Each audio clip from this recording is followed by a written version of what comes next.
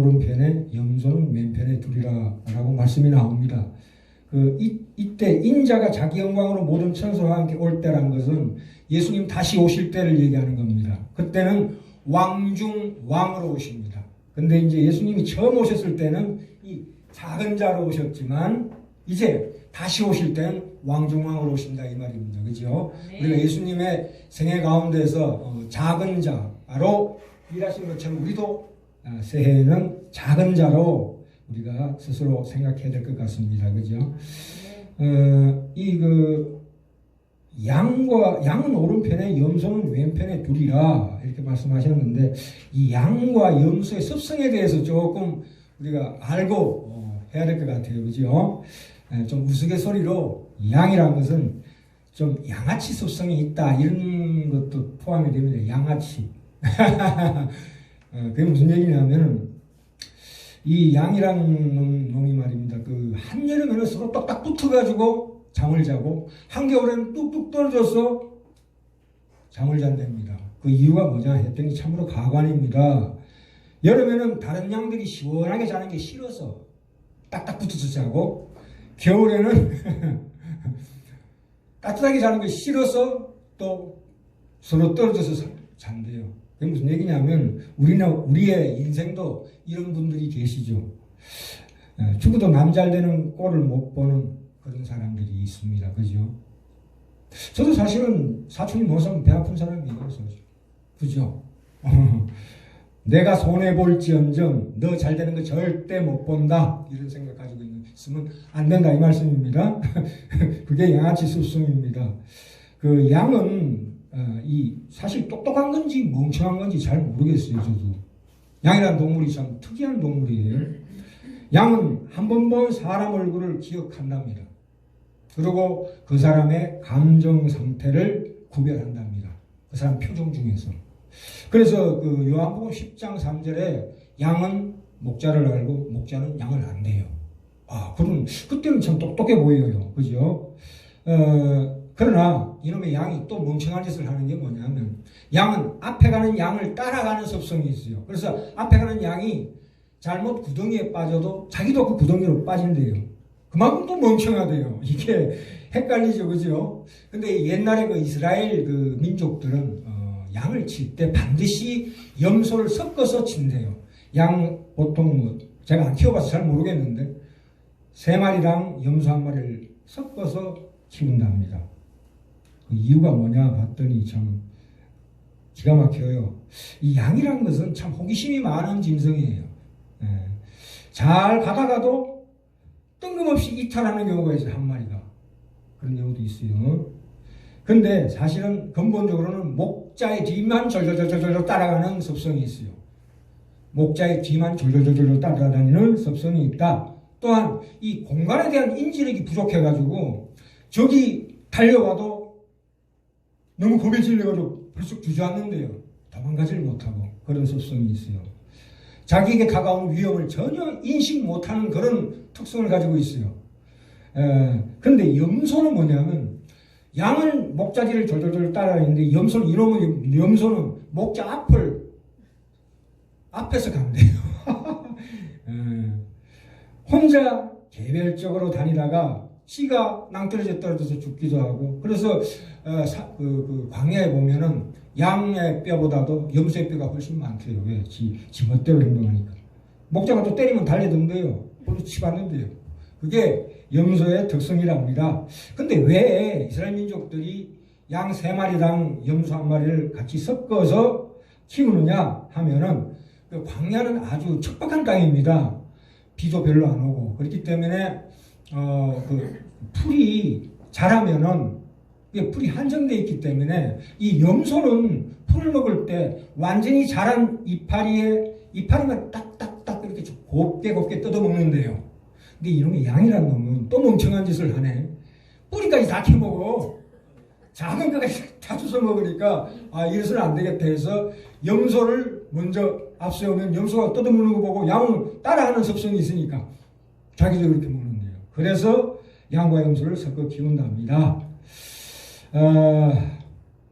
또 한 가지 이유가 있는데요. 염소는 겁이 없어요. 겁이 없다고. 보통 우리가 예수 믿지 않는 사람이나 그런 사람들 보면 굉장히 겁이 없어요. 저는 겁이 무지하게 많은 사람이에요. 그래서 제가 생각해 보니까 대체로 겁이 많은 사람들이 하나님의 백성이더라고요. 염소는 겁이 없어. 그래서 막 비탈길 어디고 막 돌격처럼 이렇게 뛰어가는 게 이제 염소예요. 그러다 보니까 이 광야에는 바위나 이런 것들이 많기 때문에 오르막도 있기 때문에 염소가 그렇게 가면 양도 그렇게 따라가요. 네, 그걸 이용해서 그렇기 때문에 양과 염소를 같이 키웁니다. 염소는 특별히 특성 중에 중요한 게 낮은 데를 좋아해요. 낮은 데를 좋아한다고. 그래서 그걸 겸손을 의미합니다. 이 상징입니다. 양의 그 습성을 우리가 상징적으로 받아들이고 있습니다. 또 절대 목자를 뿔로 치받지 않는데 염소는 때리면 도망갑니다. 치받기도 하고 그 다음에 목에 끈을 매지 않습니다. 양은. 왜? 목자를 잘 따르니까. 근데 염소는 안 따르니까 목에 줄을 매는 거죠. 특히 또 양은 물을 좋아해요. 시냇가를 좋아하는데 이놈의 염소는 제가 과거에 담배를 무지하게 태웠는데 담배를 좋아한대요. 그런 독초를 찾아 헤맨답니다. 이놈의 염소가. 그래서 이 양은 명예를 또 의미해요. 명예. 이스라엘 민족들은 남편이 죽으면 그 부인을 밑에 말하자면 장남이 보호합니다. 차남이 죽으면 그 아내를 장남이 다시 보호해요. 보호한다는 게 뭡니까? 같이 산다는 거지요. 그런데 어떻게 보면은 굉장히 좀 난잡한 거 아니냐 그렇게 생각할지 모르지만 명예를 굉장히 중시 여깁니다. 그렇기 때문에 끝까지 이 취약한 여성을 보호한다는 의미에서 가족 모두가 그렇게. 근데 이게 이제 양들은 일부 다체예요. 한 마리당 50마리씩 암컷을 끌고 다니는데 끝까지 지키는, 그러니까 아주 정조와 지조가 있는 짐승이다 이런 말이에요. 염소는 그렇지 않아요. 지 마누라가 어디서 놀든 상관 안 해요. 그런 경우가 있습니다. 그래서 우리가 이 최후 심판의 기준으로 본 양과 염소를 이렇게 가르는 건데, 이것도 전번에 말씀드렸다시피 이것은 불신자와 신자를 가르는 게 아니고 우리 교회 다니는 사람들 중에 양과 염소를 이렇게 가른다는 거죠. 우리 작은 교회는 그런 분들이 없는데 큰 교회 가면 반드시 그 교인들 중에 양과 염소가 있다 이 말입니다. 우리가 이걸 아셔가지고 염소가 큰 교회에서 아무리 염소들이 막말로 지랄을 해도 너무 시험에 빠지지 마시기 바랍니다. 반드시 양과 염소가 같이 있는 거예요. 진정한 신자가 있고 참 신자가 있고 거짓 신자가 있다 이 말입니다. 그렇죠? 그래서 이 마지막 날에 하나님께서 이 참 신자를 가려내는 심판을 한다 이 말씀입니다. 예수님께서 처음 오실 때 아주 소자로 오셨어요. 우리가 이사야서 53장을 한번 확인해 볼까요? 제가 책갈피 꽂아놨습니다. 예수님이 이거는 다시 오실 때 얘기고 이제 처음 오실 때 모습을 한번 볼까요? 이사야서 53장입니다. 53장. 이사야서 53장입니다. 제가 읽을까요? 피셨습니까? 53장 1절 이사야서. 예수님 처음 오실 때 모습입니다. 우리의 전한 것을 누가 믿었느뇨? 여호와의 팔이 네게 나타났느뇨? 그는 주 앞에서 자라나기를 연한 숨 같고 아주 여리게 보이고 마른 땅에서 나온 줄기 같아서 고운 모양도 없고, 그치요? 예수님이 고운 모양도 없대요. 풍채도 없습니다. 우리의 보기에 흠모할 만한 아름다운 것이 없도다. 우리가 예수님을 생전에 예수님을 생각할 때에 여기서 빛이 광채가 쫙 나는 것처럼 생각할지 모르지만 그 반대예요. 저를 보시면 예수님 모습하고 비슷한 것 같아요. 제가 옛날에 교회 다닐 때 청년회 때 청년회장으로서 선거를 할 때 제가 예수님 역을 맡았어요. 아주 왔다다 그러시더라고. 그때 목사님이 야, 그 얼굴이 예수님 얼굴 같아. 광대뼈가 툭 튀어나와가지고 그런 모습입니다. 그래서 3절에 그는 멸시를 받아서 사람에게 실어 버림받았으며 강고를 많이 겪었으며 질고를 하는 자라 마치 사람들에게 얼굴을 가리우고 보지 않음을 받는 자 같아서 멸시를 당하였고 우리도 그를 귀히 여기지 아니하였도다. 이렇게 말씀이 나와 있습니다. 다시 마태복음 25장으로 넘어갈게요. 그래서 우리가 이 작은 자들이 어떻게 이 세상을 살아갔느냐 읽어볼까요? 같이. 예. 마태복음 25장 34절부터 40절까지 같이 읽을까요? 주셨습니까? 다시. 예, 34절부터 그때 예수님이 임금이 그 오른편에 있는 자들에게 이르시되 내 아버지께 복받을 자들이여 나와 창세로부터 너희를 위하여 예비된 날을 상속하라. 이제 나옵니다. 어떻게 했느냐? 이 작은 자들이 내가 줄일 때 너희가 먹을 것을 주었고 목마를 때 마시게 하였고 나그네 되었을 때 영접하였고 벗었을 때 옷을 입혔고 병들었을 때 돌아보았고 옥에 갇혔을 때 와서 보았느니라. 이에 의인들이 대답하여 가로되 주여 우리가 어느 때 주의 줄이신 것을 보고 공개하였으며 목마르신 것을 보고 마시게 하였나이까. 어느 때 나그네 되신 것을 보고 영접하였으며 벗으신 것을 보고 옷 입혔나이까. 어느 때 병드신 것이나 옥에 갇히신 것을 보고 가서 배웠나이까 하리니 임금이 대답하여 가라사대 내가 진실로 너에게 이르노니 너희가 여기 내 형제 중에 지극히 작은 자 하나에게 한 것이 곧 내게 한 것이니라. 이렇게 말씀하셨습니다.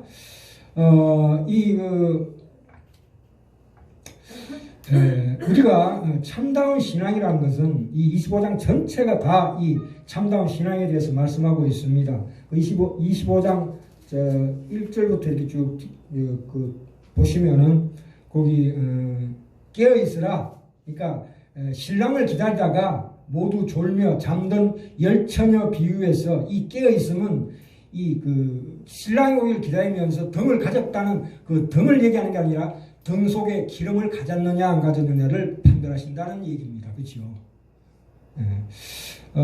하나님의 자녀들이 포도나무가 가지에 붙어 있어야 하듯이 이 그리스도와 함께 묶여 있어야 한다 이 말씀입니다. 그죠?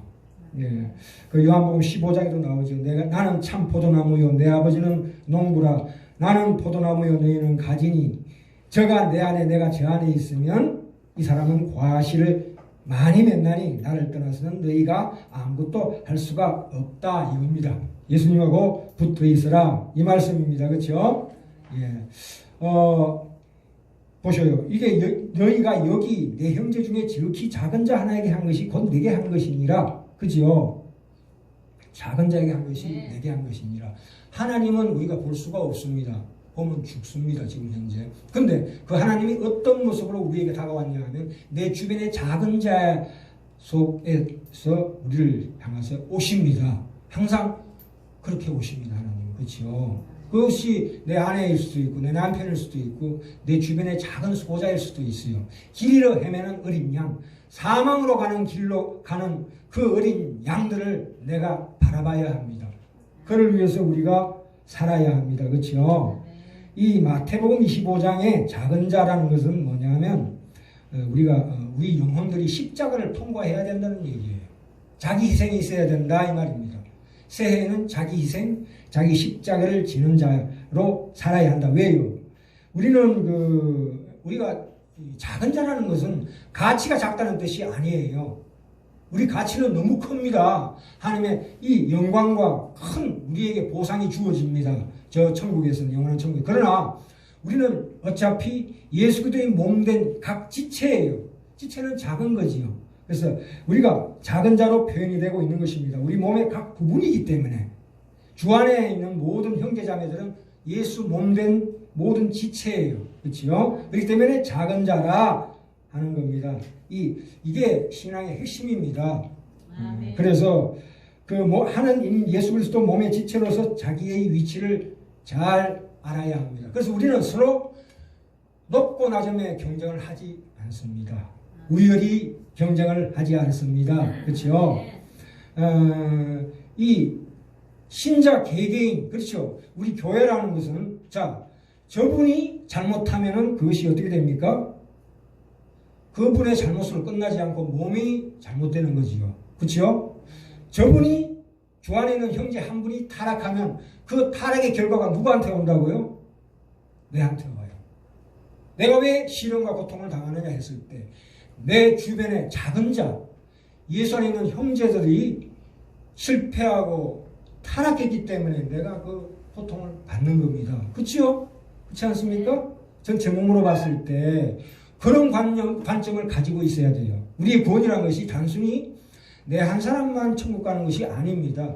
한 몸으로 가는 게, 교회가 그대로 천국으로 뜨는 거예요. 막말로 이 교회 전체가 그대로 신부로서 신랑 되신 예수 그리스도를 맞이하러 가는 거예요. 그렇다면 이 몸인데 한쪽이 잘못되면 어떻게 됩니까? 그 여파가 몸 전체에 다 여파가 퍼지는 거예요. 구원은 혼자 받는 게 아닙니다. 단체로 받는 거지요. 생명이라는 것은 태어날 때부터 단체예요. 그렇죠? 사람이 부부간에 만나서 계속 자녀를 놓잖아요. 그죠?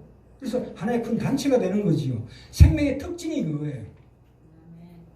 나의 인격은 어디 있다고요? 저 사람 안에 내 인격이 있다고요.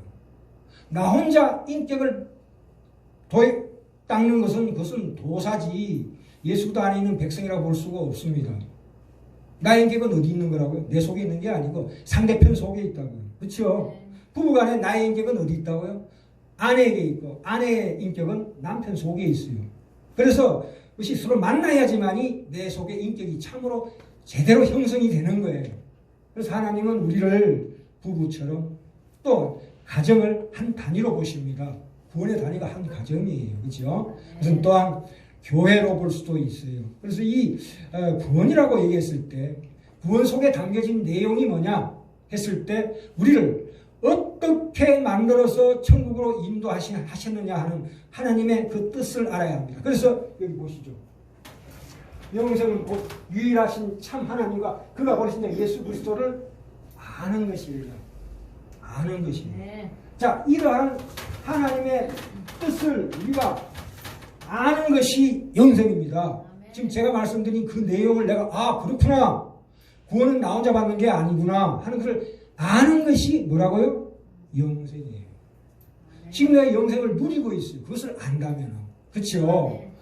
그 영생이 얼마나 귀한 겁니까? 그렇구나. 내가 세상에 경쟁하지 않고 내가 할 수 있는 한도 내에서 내가 희생하고 십자가를 지는 것이 하나님의 뜻이다. 하나님의 자녀된 자의 당연한 본분이다. 이 말씀하시는 겁니다. 자, 우리가 이 세상 살아갈 때에 새해는 어떤 각오를 가져야 되냐면 우리는 영적인 지도자예요. 지휘관이에요. 그렇죠? 세상식으로 얘기하자면 엘리트예요. 엘리트. 엘리트는 뭡니까? 지도자는 뭡니까? 먼 데를 내다보는 자. 그죠? 네? 앞일을 준비하는 사람이라는 뜻이에요. 세상 사람들은 우리를 우습게 볼지 모르지만 우리는 빛과 소금이에요. 주 안에서 이미 빛과 소금 된 자예요. 우리는 왕같은 제사장입니다. 영적으로 지휘관이라는 거지요. 그죠? 그렇기 때문에 당연히 외로움이 올 수밖에 없습니다. 왜? 주변의 사람들이 안 알아주니까, 못 알아주니까. 저 사람의 행동이 왜 저럴까? 세상 사람들 같지가 않다 하는, 왜 그럴까? 궁금하게 생각하는 존재예요. 세상 사람들 같이 돈만 쫓아가는 것도 아니고, 명예를 쫓아가는 것도 아니고, 뭔지 보니까 좀 다르더라. 이런 인상을 풍기는 2020년이 됐으면 좋겠습니다. 그죠? 미워하지 않고. 물론 그것이 하루아침에 되는 건 아닙니다. 옛날에는 쌍소리가 나오는데 이렇게 되는 게 이 정도만 돼도 아주 훌륭하게 많이 나간 겁니다. 그죠? 제가 예전에는 쌍소리를 무지하게 많이 했어요. 직장에서 그냥 눈만 뜨면 쌍소리였어요. 눈만 뜨면 시어시어시 들어갔는데 지금은 그거 안 합니다. 왜요? 목사니까 안 하는 거지. 훌륭해진 거예요. 진짜. 이 정도면 아주 굉장히 훌륭해. 겉다르고 속다르고 생각하지 마십시오. 내 속은 그게 아닌데 겉은 이거 위선 아니에요. 위선 아니에요. 그 습관이에요. 그래서 습관을 들이시면 속에서는 저 사람을 저 원수를 죽이고 싶어도 외부로 표현하지 마십시오. 그것이 거룩한 겁니다. 그러니까 따르는 게 아니에요. 겉다르고 속다른 것이 거룩한 겁니다. 그죠? 우리가 새해에는 그렇게 살아야 합니다. 그러자면 내 고통이 옵니다. 그 짐이 무거워요. 자, 이 내 짐을 벗고 마음대로 살아자. 그 순간에 신자로서의 삶은 포기하는 거예요. 그게. 그렇죠? 우리의 신자. 근데 참 하나님 보셔요. 이 마지막에 우리에게 다가오는 영광된 고귀한 우리 신분이죠. 신분을 누리려면 반드시 우리 짧은 이 생 가운데 이런 연습하셔야 합니다. 그죠? 예, 이 기독교에 늘 따라붙는 이단들은 그런 얘기 안 합니다. 네가 성령 충만 받으면 얼굴에서 빛이 나고, 아까 이사야서 53장에 보셨죠? 예수님의 모습이 어땠다고요? 초라하기 거지없는 얼굴이에요. 근데 이단 사이비들은 뭐라고 그럽니까? 성령 충만 받으면 얼굴에서 빛이 나고 눈에서 레이저 광선이 쫙 나와서 사람들이 다 네 앞에 무릎 꿇기. 아니에요. 그 반대예요. 그죠? 우리는 빛도 없이 이름 없이 행군하는 영적인 지휘관이에요. 피를 흘리면서 영적인 전쟁을 하는 지도자입니다. 그래서 한시도 잊어서는 안 됩니다. 그렇죠? 이 신앙의 고급한 경지라는 것은 뭐냐면 항상 만족이 있고 항상 감사가 있고 항상 희열에 들뜨는 게 아닙니다. 고통스럽습니다. 그러나 그 고통 그 속에는 말할 수 없는 기쁨이 있는 거예요. 이 이중성을 이해하셔야 돼요. 예수님이 마지막 겟세마네 동산에서 십자가에 달리시기 전에 누가복음 22장 42절에 나오잖아요. 아버지여 할만하시거든 이 잔을 내게서 걷어가 주시옵소서. 너무 고통스럽습니다. 그러나 내 뜻대로 마옵시고 아버지의 뜻대로 행하시옵소서. 땀이 변하여 핏방울이 변하여. 그러나 예수님은 비록 그런 육신적인 고통을 당했지만 그 영혼의 깊은 내면 속에는 말할 수 없는 환희와 하나님이 주시는 그 기쁨 속에서 영광스럽게 돌아가셨어요. 그래서 우리가 말로 상상할 수가 없습니다. 그렇죠? 우리가 세상 타락의 향락에 젖어 사는 것은 그죠? 네가 살았다 하나 죽은 자로다. 이 말씀입니다. 그 요한계시록에 나오죠. 3장 1절에 사대교회에서 내가 가라사대 네게 말하는 내가 너의 행위를 아노니 너는 살았다는 이름을 가졌으나 죽은 자로다. 세상 향락 쫓아가는 것은 살았다 하나 죽은 자예요. 우리는 죽은 것 같으나 사는 자예요. 그 사람은 후패하나 끊임없이 내 영혼은 새로워지고 부활을 향해서 한 걸음 한 걸음 나가는 겁니다. 그러나 반드시 하나님은 우리에게 내가 능히 감당할 수 있는 시험밖에는 허락하지 않으십니다. 능히 이길 수 있는 능력을 주시는 분이십니다. 그죠? 그래서 우리가 그것을 믿으시기 바랍니다. 자, 우리가 이런 삶을 살아간다면 참으로 우리는 많은 열매를 맺습니다. 하나님은 우리를 통해서 참으로 영광 받으실 것입니다. 그죠? 사람들은 우리 때문에 길을 발견합니다.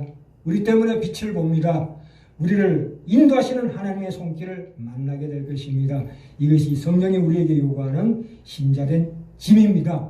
동시에 우리의 자랑이며 영광입니다. 그렇죠? 우리가 하는 노력 이상으로 하나님께서 우리를 쓰셔서 더 많은 영혼들을 구원하시길 간절히 원하십니다. 우리가 거기에 쓰임 받는 자가 되어야 합니다. 그죠? 세상 끝에 대한 심판에 대한 우리가 준비를 하셔야 합니다. 우리가 연애하는 사람들 보면은 그런 거 많이 하죠. 뭐 이를테면 매일 꽃을 사준다거나 뭐 돈을 준다거나 상대방이 좋아하는 것을 하는 경우가 많아요. 근데 그게 사실 좋은 건 아닙니다. 왜냐하면 받을 때 뿐입니다. 선물 받을 때 뿐이라고요. 사랑한다고 그러고 맨날 뽀뽀하고 그런다고 내 속에 사랑이 싹 틉니까? 아니에요. 인간은 그 정도 존재가 아닙니다. 절대 안 변합니다. 인간의 이 속성은. 그렇죠? 개는 자기에게 먹이를 주는 사람은 절대 안 묵니다. 근데 인간은 뭘 줘도 무는 존재예요. 그렇죠? 부부간에 그걸 확인하죠. 내가 마누라를 위해서 이렇게 희생했는데 저놈의 마누라는 나를 항상 무는구나. 또 저놈의 남편은 그렇게 했는데 저놈의 남편이 말이야 나를 이렇게 대접하냐? 이게 인간의 속성이에요. 얼마나 악합니까? 그죠? 무슨 우리가 행복한 신앙의 가정 만들자 해서 손잡고 기도 100일 동안 하죠. 해봐야 안 돼요. 인간의 속성은 절대 변하지 않습니다. 그죠? 그래, 그걸 알아야 돼요. 마치 바위에 계란 던지기랑 똑같아요. 근데 그래도 해야 합니다. 그래도 해야 돼요. 왜요? 보세요. 오늘 원래는 성령 안에서 이 기도라는 제목이었는데 여기 마귀의 계계를 너희 대신 하나님의 전신갑주를 입어라. 6가지 무장 이후에 가장 중요한 하나님의 말씀이 에베소 6장 18절에 나오는데 그게 무슨 말씀이냐? 모든 기도와 간구로 하되 무시로 성령 안에서 기도하고 이를 위하여 깨어 구하기를 항상 힘쓰며 여러 성도를 위하여 구하고. 내가 당하는 어떤 고통이 있습니까? 나보다 더 큰 고통을 당하는 사람을 위해서 진실로 하나님 앞에 탄원하는 기도. 이 간구란 거 뭐냐면 탄원하는 기도예요. 울부짖는 기도예요. 그거 입으로 뱉으면서 울부짖는 얘기가 아니고 내 마음 깊은 곳에 탄원하듯이 기도하는 것이 진정한 기도예요. 그렇죠? 정말 울부짖는 기도가 내 속에서 나와야 합니다. 그것은 시도 때도 없이 나와야 돼요. 시도 때도 없이. 항상. 그렇죠? 항상. 기도라는 것은 우리가 형식적으로 하는 기도만 기도가 아니에요. 걸어가면서도 기도할 수 있고 무슨 일을 하면서도 기도할 수 있는데 그게 어떤 기도가 돼야 되냐? 탄식하듯이 성령이 말할 수 없는 탄식을 우리를 위해 강구하시니라 하는 말씀이 성령님이 탄식하는 게 아니고 내가 탄식해야 된다는 얘기죠. 누굴 위해서? 내 남편을 위해서, 내 아내를 위해서, 내 사랑하는 사람을 위해서 탄원하시 기도하면 그것이 바로 하나님께 상달되고 그 응답이 이루어집니다. 우리 힘으로는 도저히 상대편을 변화시킬 수 없습니다. 그래서 우리가 짝을 맺을 때는 반드시 이 하나님 믿는 백성으로 짝 지우는 이유가 뭡니까? 인생 살다 보면 반드시 그런 위기가 닥칠 때가 한두 번이 아니에요. 남편과 아내가 말을 할 수가 없어요. 그렇잖아요. 전번에 말씀드렸죠. 남편은 아내를 마음속으로 토막살인을 냅니다. 그죠? 그죠? 아멘. 아내는 남편을 마음속으로 토막살인을 해요. 그게 인간의 본성이에요. 그걸 어떻게 막습니까?